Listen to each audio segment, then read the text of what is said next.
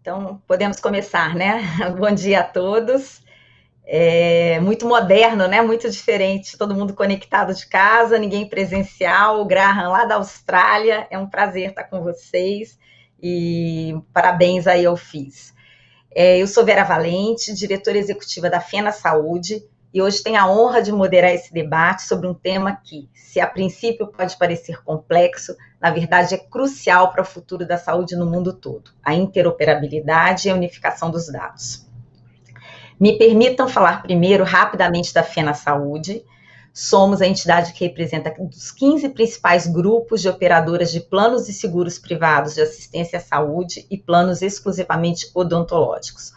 Nossas associadas atendem 40% do mercado brasileiro de saúde suplementar, um mercado que, como um todo, tem 48 milhões de beneficiários, o equivalente a um país do tamanho da Espanha.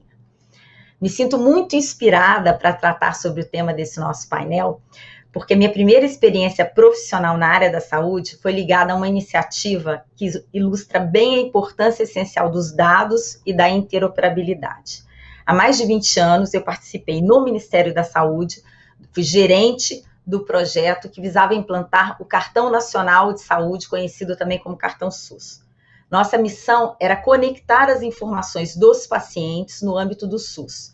Isso significava interligar uma estrutura que foi criada para funcionar de maneira tripartite, seguindo o modelo do SUS, juntando a União, os 27 estados e os 5.600 municípios.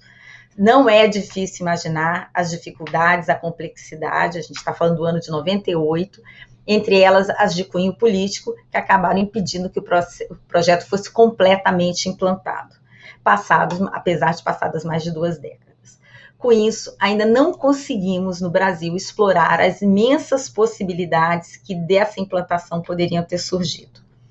Prontuário unificado, com a disponibilidade de histórico clínico dos pacientes, uso dos dados para traçar políticas epidemiológicas de distribuição e uso de medicamentos, de imunização, que é a coisa mais falada no momento, isso não se concretizou. Até agora foi difícil, mas penso que possa ser menos difícil daqui para frente. Por quê? Porque a interoperabilidade passou ao topo da lista de prioridades de vários players na área da saúde, porque a nossa área caminha para um novo modelo de negócios, orientado por dados e por geração de valor. A maior disponibilidade de dados é uma aliada fundamental para a medicina baseada em evidências, pois permite o melhor desenvolvimento de indicadores, a padronização de dados e a adoção de métricas de desempenho. Nesse novo modelo de negócios, a informação é compartilhada por todos os provedores de serviço envolvidos no atendimento ao paciente. Sem interoperabilidade, portanto, esse modelo não decola. A pandemia está acelerando essa tendência, porque a tecnologia está cada vez mais presente na saúde, como ficou claro, por exemplo, com o avanço da telesaúde. A experiência da pandemia trouxe outros aprendizados importantes para o dia a dia da gestão em saúde e reforçou que o uso e o compartilhamento de dados é um ponto central. Uma das possibilidades que estão mais evidentes é a de permitir traçar melhores perfis epidemiológicos e preparar melhor os sistemas de saúde para se programar, enfrentar e vencer doenças com o potencial de contribuir para um melhor entendimento da saúde populacional no futuro. Está cada vez mais claro que é fundamental que haja um sistema com maior integração e interoperabilidade de informação de prestadores, operadoras, reguladores, Ministério da Saúde. Em particular, precisamos avançar mais na integração tecnológica, o que nos leva ao tema central do painel de hoje, a interoperabilidade e a unificação dos dados. Este não é um desafio só do Brasil. A Associação Americana de Hospitais, por exemplo, apresentou recentemente uma agenda para melhorar a interoperabilidade no sistema dos Estados Unidos. Todos concordam que é preciso ter dados que conversem entre si, mas o como fazer é o grande desafio. Prestadores e operadoras, nós temos um dever de casa a cumprir. Sistemas para a área de saúde são notoriamente reconhecidos como feudos de dados dentro de cada organização. Isso não cabe mais. Temos que transitar de um mundo que não conversa, ou conversa menos que deveria, para um mundo mais convergente. Nosso desafio comum é viabilizar o intercâmbio de dados e a entrega de informações de saúde sempre e onde for necessário, 24 horas por dia, 7 dias por semana. O que temos hoje é uma assistência prestada por uma variedade de profissionais e instituições de saúde. Isso se reflete nas informações sobre o paciente, igualmente fragmentadas. Os dados encontram-se dispersos entre os diversos prestadores, não permitindo que o sistema de saúde e nem mesmo o próprio beneficiário tenham uma visão integral das informações. As informações do paciente não ficam disponíveis para a continuidade da assistência quando ocorre interrupção do vínculo do beneficiário com o profissional ou com o serviço de saúde. Isso acarreta em pelo menos 2 problemas imediatos: menor eficiência na assistência, pela perda de agilidade por não ter os dados à mão, e custos mais altos. São vários exemplos. Tratamentos podem custar bem mais por falta de informação ou por dados clínicos incompletos. Laudos e exames muitas vezes são pedidos repetidamente, o que provoca perda de tempo e custos que vão impactar também nas mensalidades dos planos de saúde. Ilustro com evidências. Desde 2015, a média de exames por beneficiários de planos de saúde aumentou 30%. O brasileiro realiza, em média, o dobro de exames de ressonância magnética que um paciente da OCDE, por exemplo. Isso custa, e quem paga a conta são todos os usuários do plano de saúde. Ou seja, a tecnologia pode ser uma importante aliada no uso responsável de informações para transitarmos para modelos mais eficazes, mais racionais e menos custosos de assistência à saúde. Além disso, a partir da disponibilidade das informações, isto é, da sua interoperabilidade, pode-se também planejar melhor a capacidade necessária das estruturas de saúde. Um aspecto novo e fundamental é a Lei Geral de Proteção de Dados, a LGPD. Ela é rigorosa na proteção da privacidade, da confidencialidade e do sigilo dos dados dos pacientes e prestadores. Isso é bom, pois também funciona como alavanca para avançarmos na interoperabilidade, ao exigir dados disponibilizados de forma segura para que sejam bem e responsavelmente utilizados. Para que a interoperabilidade funcione bem, é preciso, de fato, padronizar dados, laudos, exames, códigos de doença em sistemas compatíveis. No Brasil, o Universo da Saúde Suplementar, a ANS, junto com operadoras e prestadores, tem um papel importante nisso, com a TIS e o COPIS.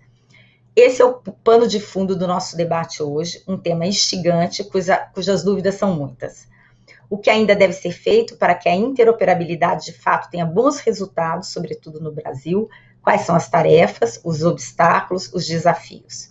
É o que pretendemos discutir aqui com especialistas que já vivem na prática o desafio de conciliar, padronizar, compartilhar dados. São eles: o diretor da Health Level 7 International, HL7, e diretor da Health Intersections, Graham Grieve. Com atuação na Austrália, Grieve é considerado um dos maiores especialistas mundiais em tecnologia em saúde e interoperabilidade. A HL7 desenvolveu um padrão promissor que descreve formatos e elementos de dados para a troca de registros eletrônicos de saúde. Seja bem-vindo, Graham, diretamente da Austrália. Temos também conosco o engenheiro eletricista Paulo Magnus, fundador da MV, empresa líder em softwares e soluções para a gestão de saúde, e a terceira maior empresa de TI do país. A MV atua não só no Brasil, mas também na África e na América Latina. Bem-vindo, Paulo. E, finalmente, o diretor-presidente substituto e diretor de normas e habilitação de produtos da ANS, Rogério Scarabel. Bem-vindo, Rogério. Então, eu vou começar com as minhas perguntas, depois a dinâmica é que eu vou receber perguntas da nossa plateia virtual. Então, eu vou começar com Graham. Graham, o mundo todo está lidando com a necessidade de maior interoperabilidade de dados para avançarmos em modelos de assistência baseados em evidência. À frente da HL7, quais são as melhores experiências que você conhece e das quais participou? E como elas podem nos inspirar e o que podem nos ensinar aqui no Brasil? Obrigada.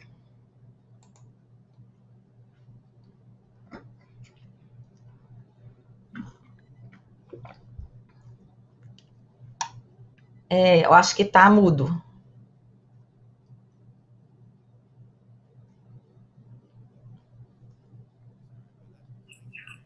Me desculpem por isso, muito obrigado, é um prazer estar aqui.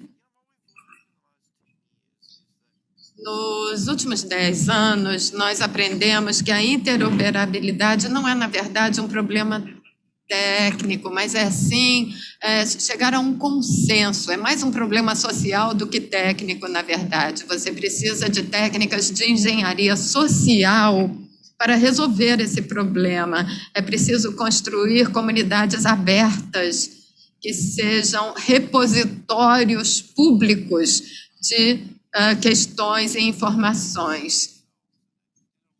Antigamente, os problemas eram resolvidos de forma diferente. Então, é uma questão hoje de ensinar aos engenheiros e analistas de negócios a construir essas comunidades abertas. Uma vez que elas estejam formadas, todos terão acesso e elas terão um enorme alcance e a interoperabilidade aí fica mais fácil, porque as decisões técnicas subjacentes já estarão tomadas. Para mim, a experiência de construir comunidades abertas, motivar as pessoas a contribuir, foi um verdadeiro aprendizado.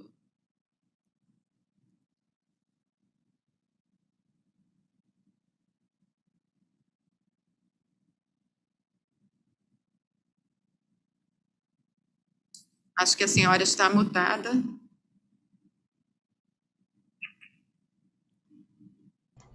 Definitivamente essa frase que a gente mais escuta, né, nesse modelo de online, desculpa. Eu agora vou dirigir minha pergunta para o Paulo Magnus. Como empreendedor que lida diretamente com softwares e soluções para a gestão de saúde, você deve estar sentindo na pele os efeitos da pandemia no seu negócio. Nesse caso, felizmente, penso que o efeito pode ser considerado positivo. A impressão que todos temos é de que a tecnologia finalmente veio para ficar na saúde. Você concorda? Que papel considera que o avanço exponencial da telesaúde teve nesse desenvolvimento e no uso da tecnologia aplicada à saúde de um ano para cá? Bom dia a todos, um prazer enorme estar falando para vocês, repartir conhecimento e aprender. O tema interoperabilidade ele é um tema que nos remete há muito tempo e talvez uma grande frustração para todos nós que militamos na área de saúde. Ele traz para nós um sentimento de falta de dever cumprido, porque pouco se conseguiu avançar efetivamente nesse tempo, principalmente no nosso país.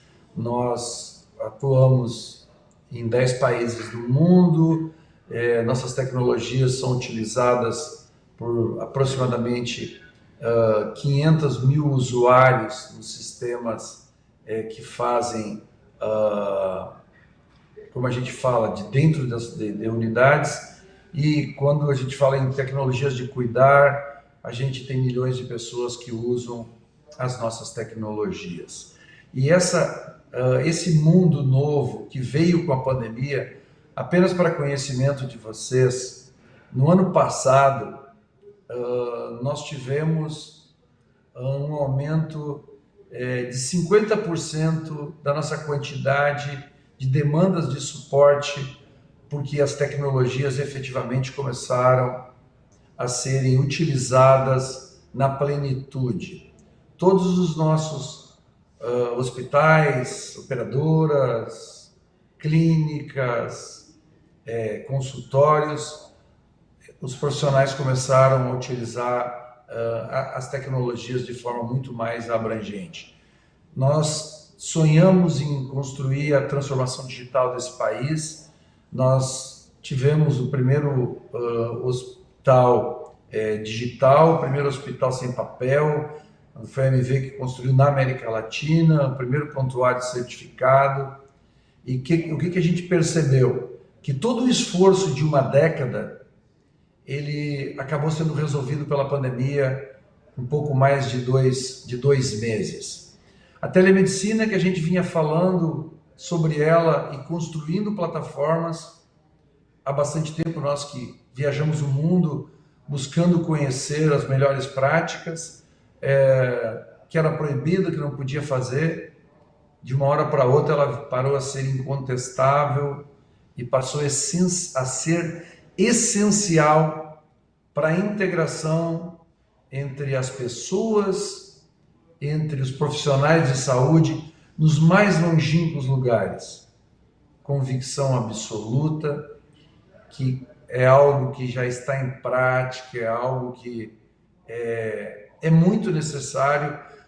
Nós já tínhamos telemedicina, teleconsulta, teleagendamento, isso funcionando há muitos anos antes, e agora que ela está funcionando na plenitude, sendo utilizada, integrando, nós cedemos gratuitamente para uso a nossa ferramenta de tecnologia para uso na área pública. E quando a gente olha os longínquos lugares aonde são feitas consultas para pessoas carentes de diferentes regiões desse país, você começa a perceber ou tem a certeza da importância da conectividade e da interoperabilidade dos sistemas de saúde. A telemedicina é algo essencial que veio efetivamente para ficar. Não vai ter como alguém poder dizer que amanhã, por causa que a lei é só durante a pandemia. Se houver algum risco de proibição, ela vai continuar sendo usada de todo o jeito, em todos os lugares. Minha contribuição inicial, Vera. Obrigada, concordo, a gente veio para ficar, mas é importante ter a segurança jurídica, né? E a gente tem discutido bastante esse tema como Fé na Saúde, com todas as partes envolvidas. Doutor Scarabel, querido Rogério, já um aliado aí da saúde suplementar. Esta semana, o governo abriu a consulta pública da Política Nacional de Saúde Suplementar. Uma das 8 diretrizes trata do monitoramento e da integração de informações da rede privada de saúde ao SUS, em especial com relação a dados de atenção à saúde e ocupação de leitos. Você acha que, além disso, essa oportunidade poderia ser usada para avançarmos também na interoperabilidade de outros tipos de indicadores que nos ajudariam a conhecer melhor os casos dos pacientes e a medir os desfechos clínicos e, com isso, melhorar desempenho e resultados na saúde suplementar? Com você. Oi, Vera. Obrigado. Bom dia. Quero cumprimentar a todo mundo aqui, dizer da minha alegria de participar aqui do Colmeia Nova Summit, que é uma iniciativa do FIS, né? E também aproveitar já cumprimentar o doutor Josier Vilar, agradecer a gentileza do convite, e também cumprimentar os colegas de mesa aqui do painel, né? O doutor Grieve e também o doutor Paulo Magnus, além de aproveitar aqui nossa distância, aproveitar o canal aqui para mandar um abraço a todos os servidores da ANS. Nós estamos distantes, né, muito distantes já há muito tempo, mas a tecnologia permite com que a gente consiga conversar e trabalhar, e a gente vem trabalhando, mas queria aproveitar e mandar um abraço aqui a todos os servidores, e também a diretoria colegiada, diretor Paulo, Bruno, Maurício e o César. E além de cumprimentar todos os participantes que estão nos assistindo aqui. Sua pergunta é muito, muito bacana, muito interessante, porque teve agora essa diretriz do Consul, né? E é um tema muito importante para a gente, e eu penso que é um tema para o desenvolvimento do sistema de saúde que tem sido discutido pela ANS, né? Há muitos e muitos anos, e nós temos tido muitos avanços. Seja nos aspectos da troca de informações e essa interoperabilidade nos auxilia a conhecer melhor os pacientes e a mensurar os desfechos clínicos na saúde suplementar, né? Assim, os nossos sistemas de informação, eles acabam abarcando um conjunto de dados que são imprescindíveis para o planejamento das ações da ANS. Então, as melhorias contínuas dos nossos processos, a tomada de decisão, a melhoria da qualidade, da eficiência, da eficácia seja da ANS, mas também no serviço de saúde, né? Então, toda essa troca de informação dos quais nós fazemos, e a agência é uma grande detentora de dados da saúde suplementar, né? Acho que todo mundo tem esse conhecimento, todos os nossos dados estão na página da agência, seja nos dados abertos, ou seja nos nossos painéis que a gente divulga mensalmente. Então, nesse sentido, eu acho que os dados e as informações, elas devem sim convergir para decisões mais assertivas, né, que possam ser tomadas pelos gestores, não só da agência, mas de toda a sociedade, de todas as empresas. E nós sabemos que o sistema de informação, elas encampam diferentes soluções tecnológicas, né? O Dr. Magnus já falou sobre a telemedicina, inclusive, né? Então, assim, integrar todos esses campos de modo a produzir informação que possa subsidiar melhores decisões, melhor tomada de decisão, é realmente um desafio muito importante, tanto para a agência como para o Ministério da Saúde, e eu penso que para todo o setor de saúde suplementar. Então, essa unificação de dados, além de subsidiar essa tomada de decisão, ela vai garantir informação para o paciente, para o profissional de saúde, para a gestão do cuidado. Eu penso que ela pode evitar desperdícios, racionaliza o uso de recursos, né, que nós sabemos que é tão limitado. Ela promove uma melhor gestão, né, não só do ponto de vista da qualidade, mas também econômica, financeira. Né? Dr. Magnus aqui acabou de citar o atendimento e a possibilidade de fazer o atendimento em locais longínquos, ou seja, quanto isso não é economizado, seja em hora de trabalho, em hora de deslocamento, em recursos mesmo, tanto financeiros quanto humanos. Então, não tenho dúvida de que, sobre o prisma da assistência, a inovação e essa comunicação, essa conversa entre os entes, uma ferramenta tecnológica é bastante importante, né? A agência ela já vem fazendo um esforço no sentido de induzir a saúde suplementar para a realização do cuidado. Então, para isso é fundamental nós conhecermos os pacientes e os desfechos dos tratamentos. Então, a ANS tem se dedicado a pensar essa interoperabilidade para contribuir com muitos avanços que foram feitos. No próprio padrão TIS, né, acho que não sei se todo mundo conhece o padrão TIS, né, que é a nossa troca de informações da saúde suplementar, ele vem trazendo melhores resultados e ele contribui muito para as discussões, por exemplo, do modelo de remuneração, né? É um grande exemplo da utilização do padrão TIS. Então, assim, ferramentas como essa, elas são de grande valia na construção das nossas análises e também das alternativas, né? Principalmente em momentos de incerteza. Então, a ANS, ela tem esse desafio, né, de qualificar esses dados, informações, e de forma para garantir essa unificação, nessa construção de soluções de forma que aprimore o setor. Então, assim, o TIS, ele é um padrão obrigatório, né, ele vem desde 2003 com esse projeto. Em 2005, foi editada a resolução, né, número 114, que foi a primeira resolução. Então, desde 2005, a agência vem colhendo todos esses dados e padronizando as ações administrativas com base nesses dados, com bases em códigos únicos. E isso eu tenho certeza que poderá subsidiar assim, avaliações de acompanhamento também pelo Ministério da Saúde, fazendo essa unificação dos dados. Né? Então, assim, acho que todos ganham, o setor ganha com esse compartilhamento de informações, com esse trabalho, com essa melhoria dos dados, dessa unificação, seja dos dados do SUS, também com os dados do setor da saúde suplementar. Obrigada, Rogério. Agora nós temos uma pergunta da plateia virtual para o Dr. Graham. Tá a posto? Você está com a tradução? Sim. Qual a tendência da interoperabilidade no mundo? Para onde vamos? Essa é uma pergunta de quem está nos assistindo, Dr. Graham.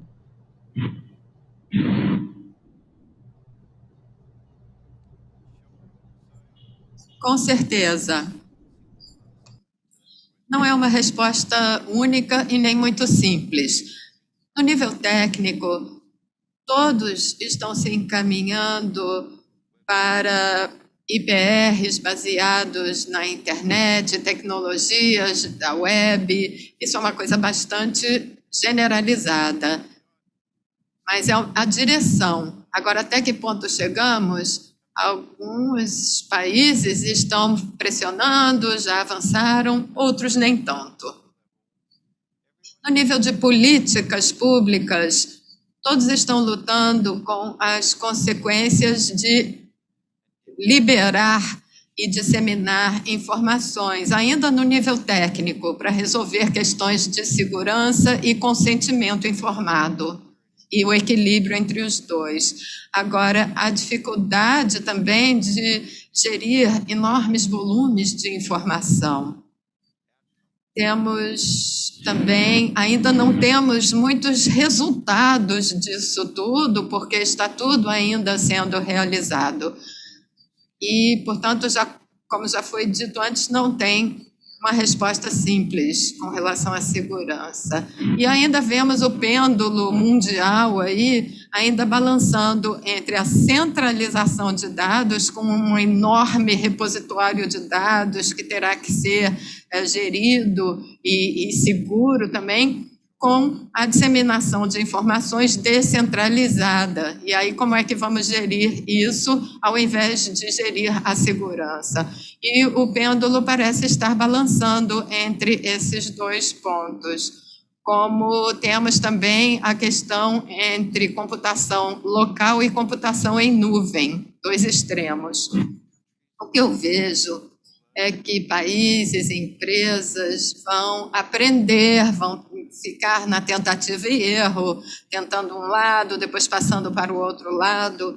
Para mim, os cenários que podemos ver aí surgindo é que se você tem uma estrutura comum de IPR, de forma que as interfaces técnicas sejam sempre as mesmas, aí poderemos escolher com maior facilidade quais informações serão centralizadas.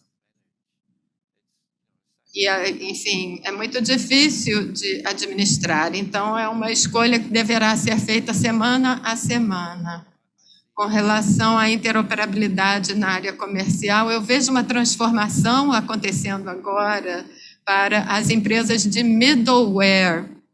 Elas também estão muito concentradas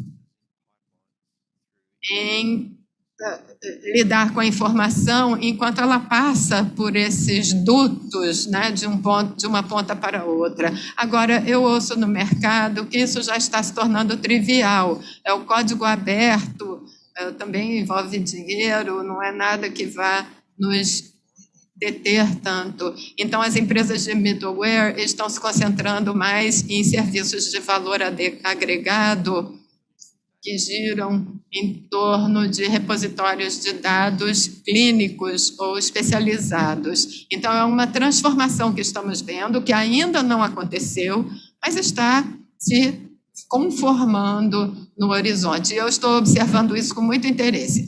Agora, no nível de políticas públicas, fica claro que construir uma infraestrutura robusta e grande é um investimento muito pesado e muito difícil de vender para os líderes políticos, no lado político mesmo. Eles não têm uma visão muito clara disso e é difícil convencer os seus oponentes, a oposição. Muito difícil um projeto que terá um período de desenvolvimento de 20 anos. Daqui a 10 anos, eu sei que vamos olhar para trás, para esse período da pandemia, para o que existia antes e para o que ocorreu depois, e aí sim veremos quais os países que conseguiram investir numa infraestrutura sólida, robusta. O meu país e o seu país não são os melhores exemplos. E, além disso, quando você vive num país como a Austrália, onde você olha para os seus vizinhos e sente muita segurança, é difícil se concentrar em fazer aquele trabalho mais difícil e arriscado. Mas se você está num país muito pequeno e olha para a fronteira e vê o vizinho ali que te amedronta, enfim, especialmente os países bálticos, né, como a Letônia, eles se melhoraram muito nessa área, porque ali do outro lado da fronteira eles veem a Rússia. Então, eu acho que para Brasil, Austrália, China, Estados Unidos, isso vai ser mais longo e mais difícil. Portanto, eu vejo várias tendências que mostram e pressionam para diferentes direções. Mas, pelo que eu vejo, com relação à troca de dados em si, nós já vemos uma convergência aí, mas o problema é que, para a maioria dos países, essa jornada será de 20 anos, desde o princípio até realmente estarem encaminhados. Os países mais alinhados com relação à infraestrutura estão desenvolvendo a tecnologia. Países que há 10, 15 anos não estavam fazendo isso porque ainda estão tentando terminar outros trabalhos. Então, é um desafio que alguns países enfrentam. Obrigada. Como eu falei na introdução, é um caminho sem volta, mas é um caminho longo, né? Desafiador não só para o Brasil, mas para o mundo inteiro. Eu agora gostaria de fazer uma segunda pergunta para o Paulo. Paulo, a telesaúde está decolando no mundo todo e no Brasil em particular. Você acredita que outras iniciativas em saúde que necessitam da tecnologia, como a interoperabilidade e o registro eletrônico de saúde, RES, estão caminhando na mesma velocidade? Como aproveitar o avanço da saúde digital que obtivemos no país nos últimos meses devido à pandemia para impulsionar essa agenda? Vamos lá. Hoje o Brasil evoluiu muito no uso de tecnologias de prontuário eletrônico nas últimas 2 décadas. Nós estamos olhando para o mundo. Eu estive em Israel no começo, um pouquinho antes da pandemia. Israel eles já são digitais há 25 anos. Então, considerando o estágio que nós estamos, talvez nós possamos estar há 35 anos atrás. A pandemia veio e nos ajudou, ela diminuiu essa distância e ela evoluiu bastante o uso das tecnologias digitais. O primeiro hospital sem papel no Brasil foi uma unidade que nós criamos em 2010. Estamos falando de 10 anos. O primeiro hospital digital, 2016. São apenas 4 anos. Se fala muito em interoperabilidade, integração de um prontuário único para o SUS, o RES. Eu sou apaixonado por esse tema, mas o que a gente ainda precisa resolver também um conjunto de infraestrutura, de tecnologia, para que as tecnologias cheguem aos mais longínquos lugares onde elas podem gerar os maiores impactos. Se nós conseguirmos, os estudos, acho que do Tribunal de Contas da União, de 2016 ou 2017, ou do Ministério da Saúde, eu não me lembro com certeza absoluta, mas os estudos dizem que somente com a economia de exames inadequados, de erros e perdas de vidas, né, que acabam acontecendo por causa da tecnologia digital, falta da tecnologia digital, que poderia melhorar muito, mas somente no uso da interoperabilidade, evitando que exames precisem ser realizados novamente, nós estamos falando de 20 bilhões por ano. Às vezes eu faço analogias numa grande cidade, talvez qualquer uma das capitais do Brasil, onde, olhando o mundo simples de uma empresa como a nossa, é muito fácil chegar, talvez mais de uma dezena das capitais do Brasil tenha mais de 20, 30 hospitais que utilizam o mesmo sistema da MV ou unidades de saúde, e um paciente acaba tendo a necessidade de, ao trocar de hospital, ao trocar de unidade de saúde, estabelecimento de saúde, ele tem que refazer esses exames. As tecnologias, eu não acredito que elas demorem tanto tempo para ter essa integração. O Brasil já demorou demais. E eu acredito que nós vamos ter mais velocidade. Eu sonho que nós tenhamos mais velocidade daqui para frente. Eu acredito muito que nós tenhamos no futuro, através do uso dessas tecnologias, da integração dos dados, da integração dos dados também entre os devices e os softwares, que nós possamos levar efetivamente a tecnologia possa levar para dentro da casa das pessoas essa magnífica integração entre os profissionais de saúde e as pessoas. Então, cada um de nós vai ter acesso, através do seu celular, através das televisões que nós temos em casa, esse conjunto de devices que vão se integrar com alguns outros, que vão chegar com uma pulseira, com talvez algo implantado no nosso corpo, que vai trazer esse conjunto de dados para as tecnologias integradas e vai permitir o monitoramento das pessoas, inclusive as pessoas sadias. Existe uma realidade bastante grande no Brasil que é o custo da assistência da saúde, que a gente tem algo como 50 milhões de pessoas que dependem de operadoras de plano de saúde, e esses custos têm aumentado bastante. E aí começa a ficar inviável para os provedores, que normalmente são os empregadores ou as empresas que contratam os planos de saúde. Enquanto que o SUS tem 75% da população que ele assiste, e existe também aí, com muita tranquilidade, uma subassistência e um conjunto de repetições de atendimentos.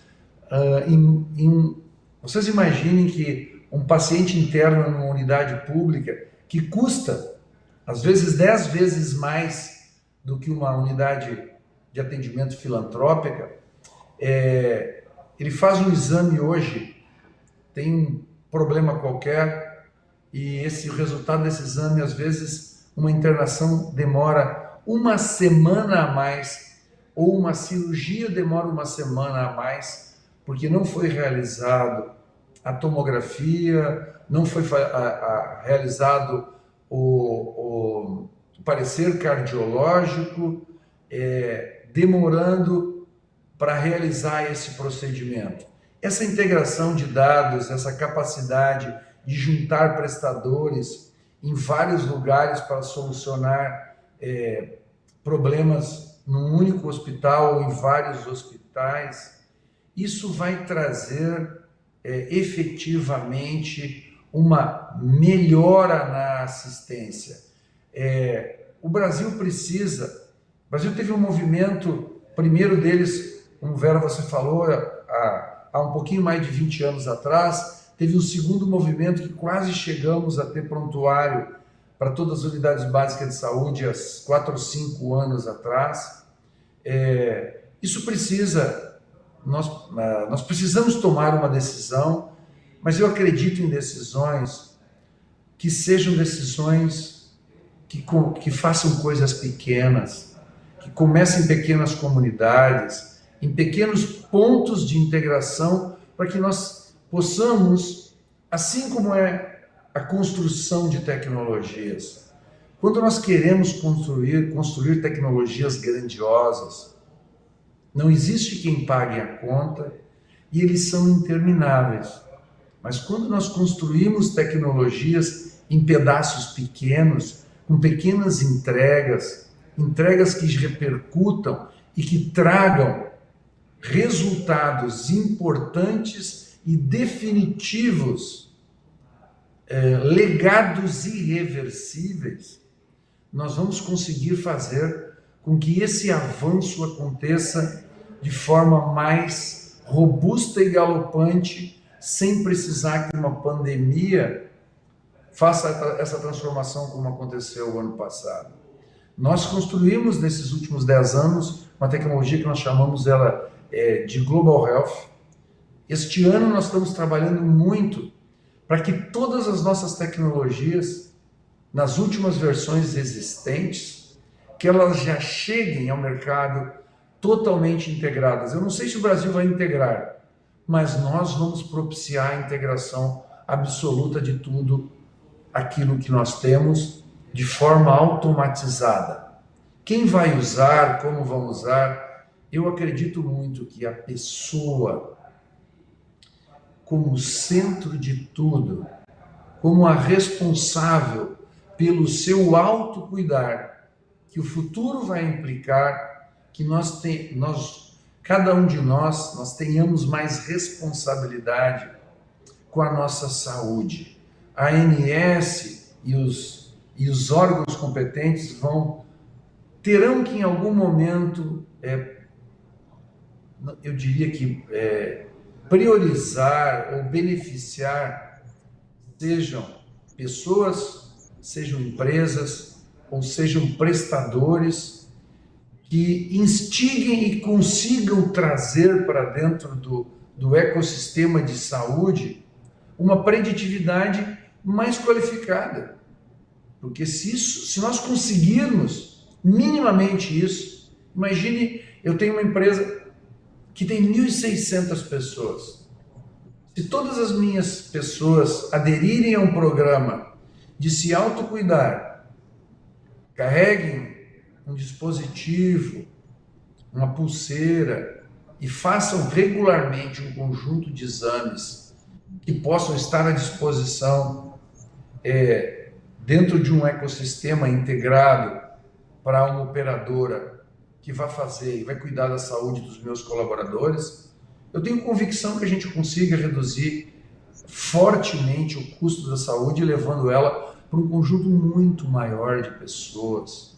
Então a tecnologia tem a capacidade de mudar a realidade do meio onde ela está inserida, sempre construindo legados irreversíveis e de pequena penetração naquele momento.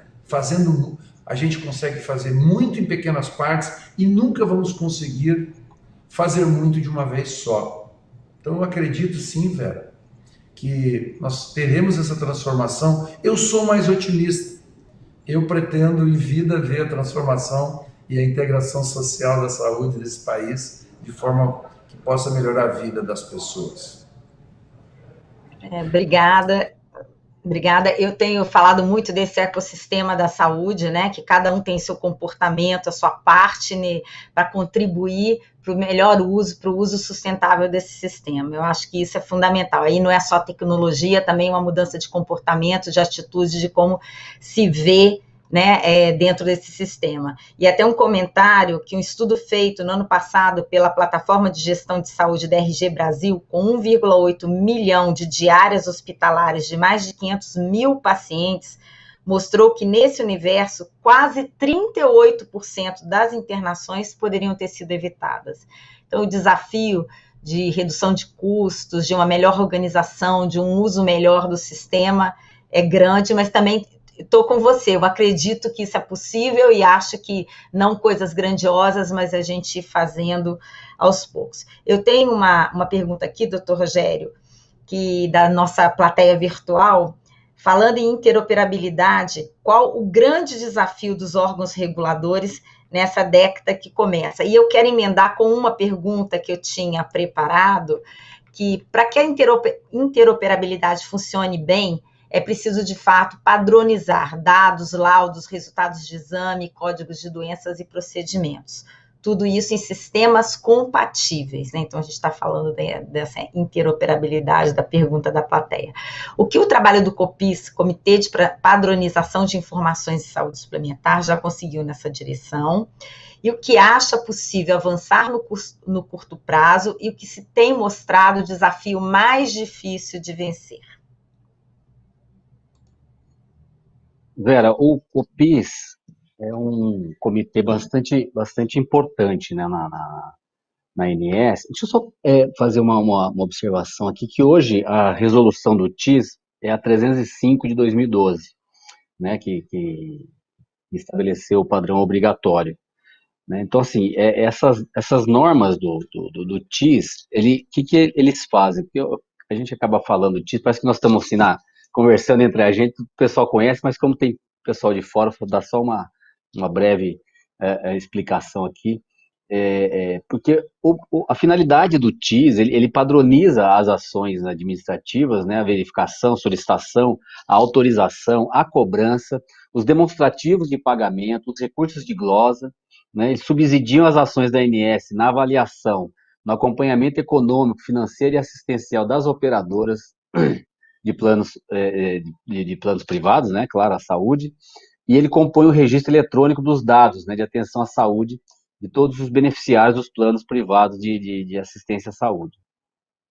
Então, todo esse processo ele é feito pela ANS através de uma construção coletiva, né, que é o COPIS, que é o Comitê de Padronização das Ações de Saúde Complementar. O COPIS ele tem um caráter consultivo, né, feito as reuniões para que os representantes tragam para a agência informações que são importantes para que a gente possa estar aprimorando, né, aprimorando conjuntamente o desenvolvimento do TIS. Então, assim, COPIS tem toda o seu comitê, mas também tem instituições convidadas, por exemplo, a AMB, o Conselho Federal de Odontologia, a Anvisa, né, a Confederação Nacional de Saúde, a Sociedade Brasileira de Informática em Saúde. Então, assim, são bastante... todas esse aprimoramento do padrão TIS são recebidos dessas informações e elas são analisadas pelos grupos técnicos, né, que compõem. Então, assim, a finalidade do padrão TIS, a primeira dela é a padronização das ações administrativas que já foi integralmente cumprida, né? Então, assim, isso tudo já está funcionando já há muitos anos. Então, no momento, a ANS trabalha com a qualificação dos dados recebidos para consolidar, né, o uso dos dados para subsidiar as ações regulatórias, para compor o registro eletrônico, né, integrando as informações do setor às informações do setor público e da saúde suplementar, que é através da RNDS, né, da Rede Nacional de Dados em Saúde, que é do Ministério da Saúde. Então, além dessas finalidades já existentes, a discussão mais recente do COPIS teve um objetivo de adequar as mensagens do padrão TIS à LGPD, né, a Lei Geral de Proteção de Dados, que está na fase de finalização dessa nova versão que será publicada em breve. Então, se nós considerarmos a finalidade do TIS, os desafios, né, do momento é a consolidação da implantação da terminologia unificada de materiais, ou seja, das OPMS, né, nós sabemos a diversidade de materiais, de características, dos itens, né, então é muito grande, inclusive no que diz respeito ao seu consenso da classificação enquanto materiais especiais, né. Então, a padronização dessas novas mensagens e termos é muito importante, é o nosso desafio no momento. Outro desafio é a garantia do monitoramento quanto à segurança, privacidade, né, a confiabilidade, a LGPD, a implantação da LGPD no uso dessa disseminação desses dados, né. Então, o aprimoramento do padrão TIS em relação à LGPD, nós estamos avançando nesse debate e também nessa integração dos dados do setor suplementar com a RNDS. Está na fase inicial, mas com vista a gerar um grande conhecimento para o desenvolvimento de melhores políticas públicas de saúde no país. Que mais? A partir dessas medidas, nós estamos incluindo aquelas tratadas no âmbito do COPIS e seus grupos técnicos também, né? alcançados vários avanços de aprimoramento e permite à ANS o envio dessas informações para o Ministério da Saúde. Mas é preciso nós avançarmos ainda mais na consolidação da previsão dos dados, né, que possam subsidiar as ações regulatórias e compor o registro eletrônico dos dados de atenção à saúde dos beneficiários de plano privado da saúde.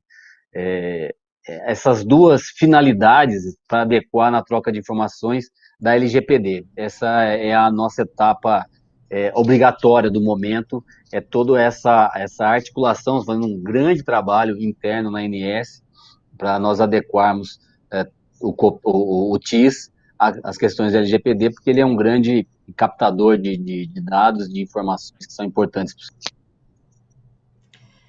Então, muitos temas interessantes, muitas perguntas. A gente está caminhando para o final, mas eu vou dar um gancho para que cada um faça seu fechamento. Então, para o Graham, aí eu gostaria, até pegando já um gancho na fala final aí do Rogério, com a longa experiência que os australianos têm com a Lei de Privacidade de Dados, que é de 1988, quais conselhos poderia dar aos agentes brasileiros que tiveram publicado uma lei de mesmo teor, a LGPD, há muito pouco tempo, em agosto do ano passado? E aí peço, por gentileza, que ao responder brevemente essa pergunta, você já faça seus comentários finais aí, porque a gente está encerrando. Obrigada.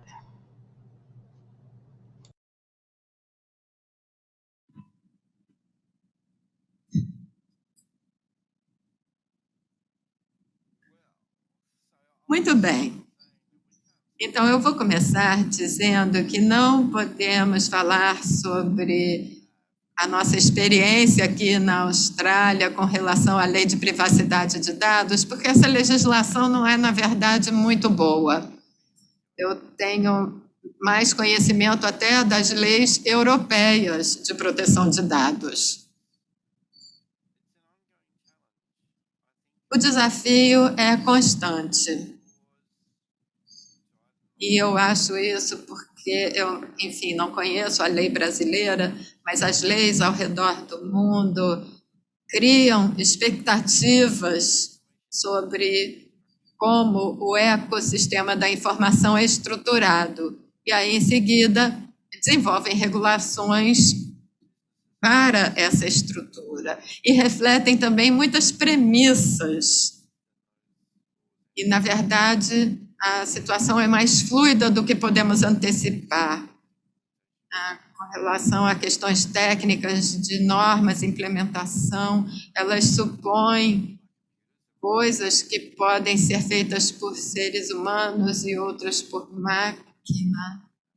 E eles acham que certas coisas não vão acontecer, que acabam acontecendo.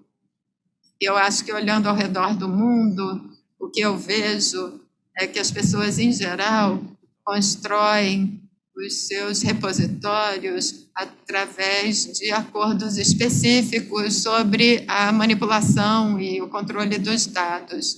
E essa é a parte mais frágil, é o elo mais frágil do nosso ecossistema de informações.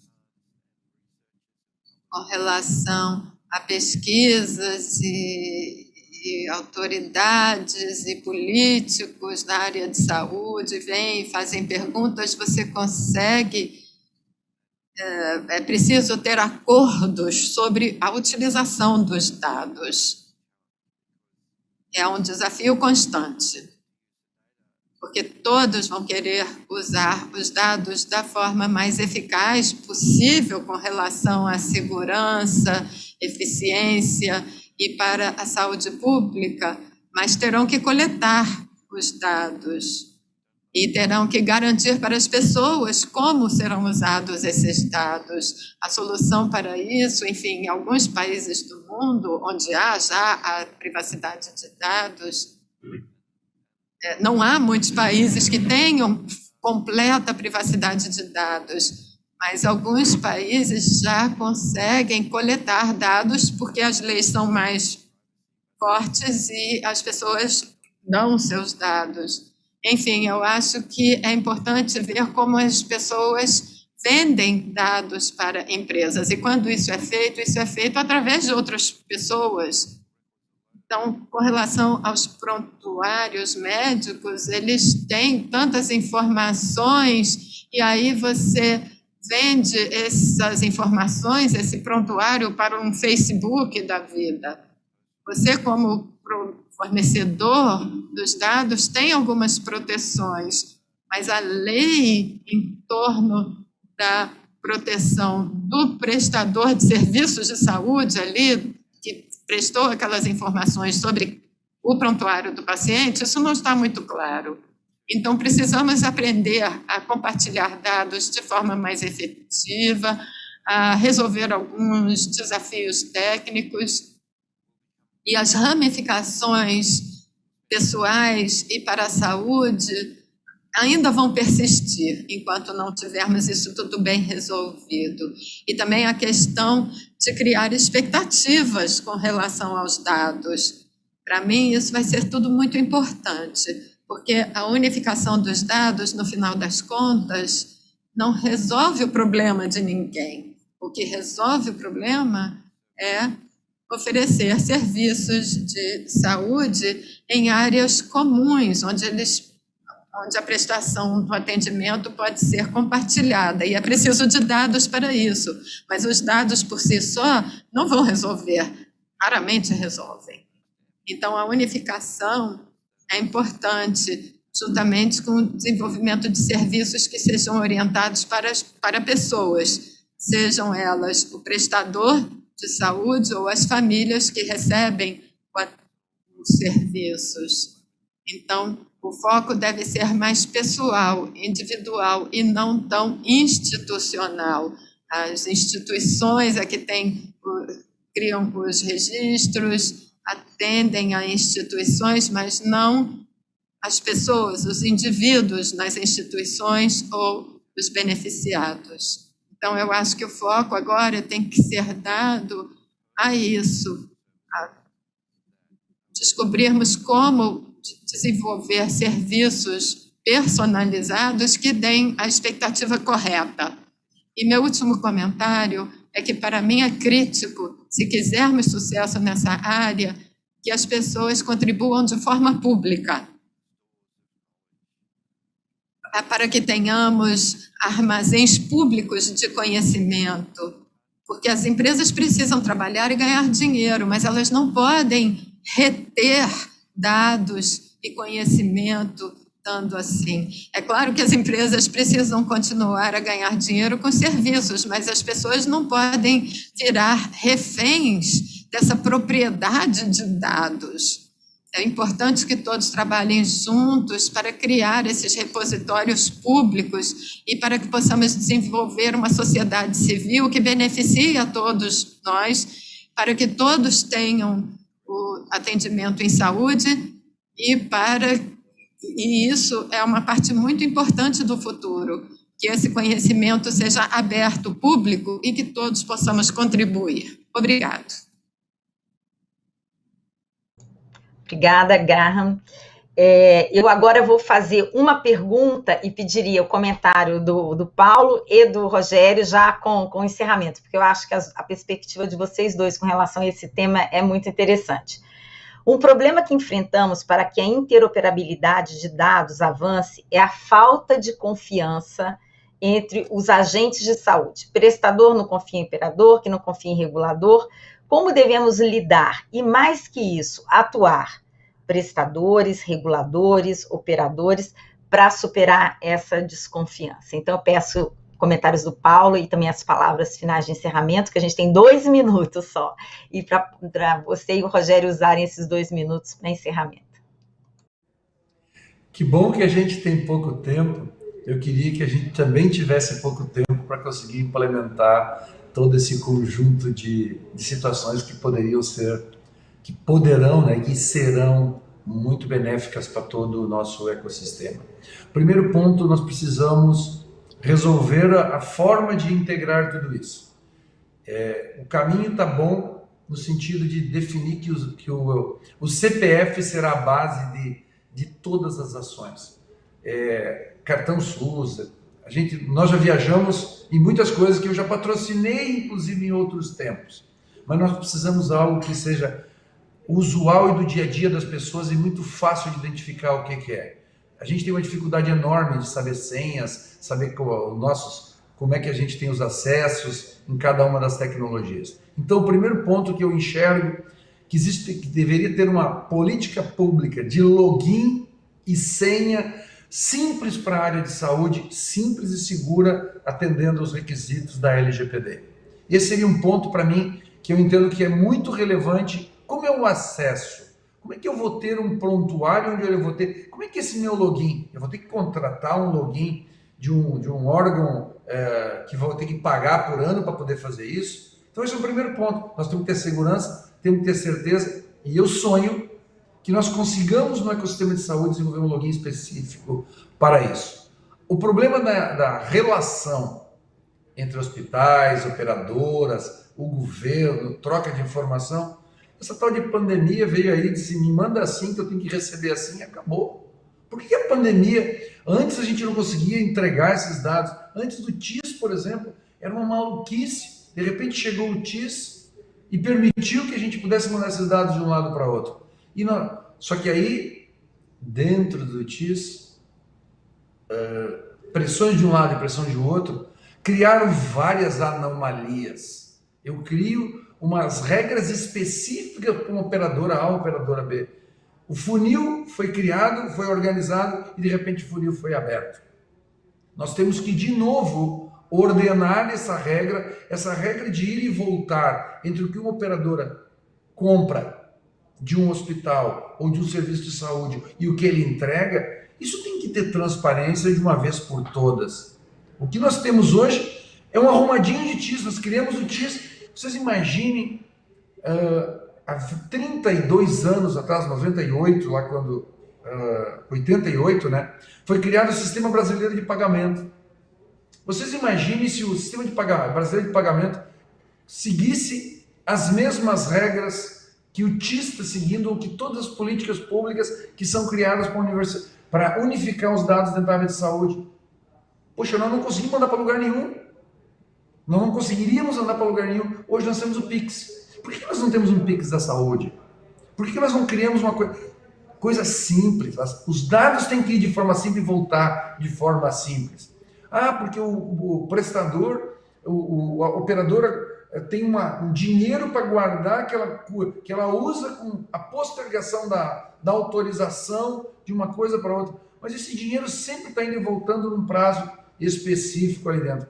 Aí eu acho que a ANS, Rogério, ela tem um papel fundamental para construir isso e definir uma regra. Que nós pensamos assim, em 2025 nós temos isso, 24, 23, vamos entregando em pedacinhos, mas que não pode ser uma coisa que fica aberta para qualquer um fazer o que quer. Criamos a regra, as únicas coisas que funcionam nesse país, Receita Federal e Banco, que funcionam com regra clara. Essas regras são intransponíveis e são fáceis. Por que nós não temos isso dentro do ecossistema que nós trabalhamos? Não tem nada de diferente. Muito obrigado, um abraço a todos, que a gente possa ter contribuído de forma importante para a melhoria desse sistema que eu amo e vivo a minha vida para buscar transformação digital na área de saúde do Brasil. Obrigada, Paulo. Rogério, agora seus comentários finais aí dentro da provocação que eu fiz ao Paulo e a você. Tá bom. Vera, eu acho que é a busca pela integração mesmo dos conceitos de dados, né, a fim de possamos garantir que essa informação gerada, né, por todo o setor possa de fato ser integrada, né, atendendo a governança da informação, sendo um processo contínuo, né, as ações, criação, uso, arquivamento, essa exclusão de informação desnecessária e baseado na conformidade regulatória e também nos padrões necessários. E nós vamos definir responsabilidade das tecnologias, as métricas, um monitoramento de auditoria, acho que é importante também que nós possamos garantir essa maior interoperabilidade de dados e sistema e avançando nessa integração e tornando as informações públicas. Eu acho que Graham bem pontuou, assim, acho que foi perfeito. Eu acho que o nosso objetivo na agência, nós temos feito isso, transformar todos os dados em informações e colocado à disposição da sociedade. Então, assim, trazendo esse debate importante, seja no CONPI, seja com a sociedade, com mais representantes, e também levando essas informações de forma pública, nós vamos avançar também, e a provocação do Paulo aí, nós precisamos do auxílio, né? Nós temos vários diálogos, várias conversas com todo o setor, temos um canal aberto da ANS com todo o setor, para que a gente possa ouvir e fazer esse desenvolvimento para que torne-se mais simples. Nós temos uma grande preocupação com o fardo regulatório, né, o peso da regulação. Eu acho que o ponto que o Paulo trouxe é bastante importante, simplificar um dos nossos objetivos na agência, e por que não fazê-lo também em relação aos sistemas e a integração e a interoperabilidade. E Vera, mais uma vez, agradecer a gentileza do convite, agradecer o Josier, a toda a equipe do KISS, e dizer que foi uma honra, um grande prazer estar aqui com o Paulo, com o Graham e também contigo, Revela, mais uma vez. Muitíssimo obrigado.